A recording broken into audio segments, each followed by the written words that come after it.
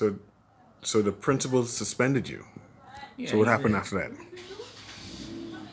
He did, and I went home, of course. But remember, we were preparing examinations to enter Cambridge University, and so I went up to SAC and studied there. So how did For you get to SAC? I'm a Roman Catholic, and I am a churchman. I don't not only a Roman Catholic, but I'm a churchman.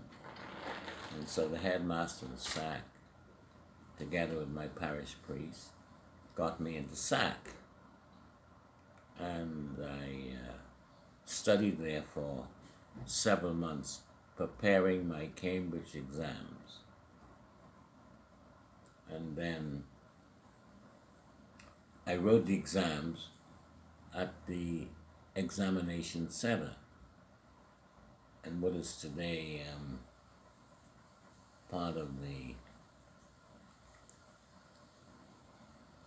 well, I think the buildings are still there, but I don't know what they call them. In Oakfield, anyway, we wrote the Okay. Cambridge exam, which I passed, you see?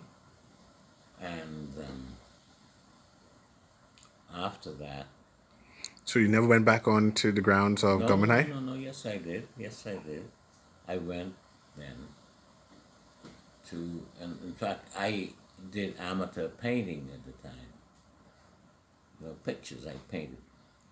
And so Victor Sassoon bought one of my paintings for £500 at the time. And I gave that money to the Government High School Red Cross. Okay. So that's how you get back on the property?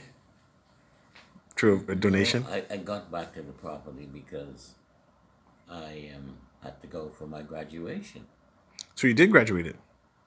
Of course, I graduated. I said that I didn't go back to the school as a pupil, but I went back to write the exams under the auspices of Government High School. Right. So then, after that, I went to work Where did you go to work? at the post office. Okay, and how did you get that job? Secure that job? I got that job because Mr. Ruben Gomez, the father of Archbishop Gomez, my best friend, he was one of the senior postal officials, and he procured that job for me at the post office, the central post office. And how long you worked there? I worked there until I left for university in 1955. And how did you afford to go to university? Or you got a scholarship to go there?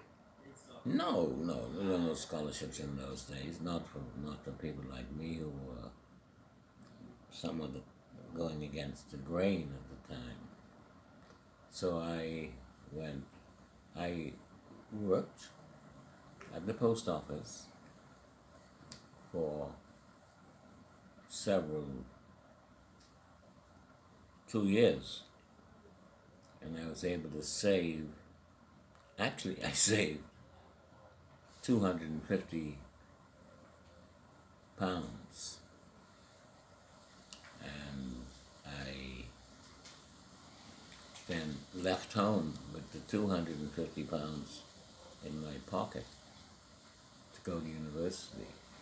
And which university was this? I went to the university that was the namesake of my parish church, St. Francis Xavier, And where was this? in Nova Scotia. Okay. Right. And you ended to take up what exactly? To major in Do what? pre-med. To be pre-med. Yep. Okay. And we're now in university. Right. What did you do there? I did pre-med studies. I mean, in terms of extracurricular activities, social Oh, life. no. Sorry. No, I was active from moment one. When I went there, of course, that money wasn't enough. So I went straight to the president of the university, Dr. Hugh J. Summers, who was a Canadian who came to vacation in the Bahamas each year. And I told him, look, I don't have any money. I'm a pretty intelligent pupil. Could you please see that I was helped as much as I can? And he did. They got me jobs in the cafeteria, in the library, in the co-op bookstore. And that's how come I was able to pay my fees, which I only finished paying 3 years after I graduated. So you had to pay them back after you Well, graduated. yeah, of course you have to pay the university back. It's not a charitable organization, although it is charitable in the sense that they allowed you in the first place. So Without why money. that school? How did you hear about it? Yeah, I said that the president of that university vacationed in the Bahamas each summer. And he actually allowed me to come to the university. But he didn't know I didn't have any money at the time. Oh, I only had 200 and something pounds. And so he allowed me in, saw that I got some student jobs, because the university is organized and there are always student jobs there. And I was able to get 3 of those jobs, because you still had to pay for your books and all the rest of that stuff.